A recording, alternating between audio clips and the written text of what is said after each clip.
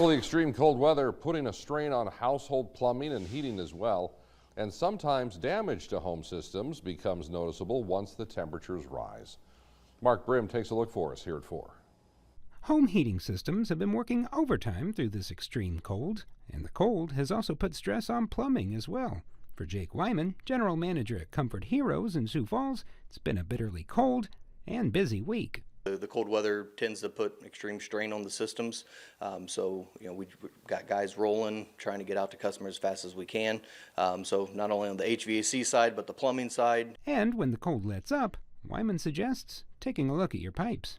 What we see a lot is any kind of freeze that does happen in the pipes, even if it's not a full frozen pipe, any kind of water that's bellied up and freezes. When it starts to thaw out, we start seeing leaks. People start noticing that pipes are dripping. It's also a good time to see how your furnace has been holding up.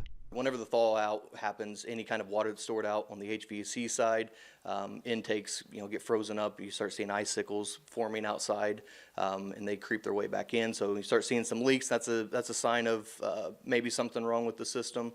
But really, just the cold weather just puts extreme strain on the systems all around. We do have a warm up coming, which is nice, knowing that spring is around the corner. But we're also not out of the woods for the winter and the furnace season.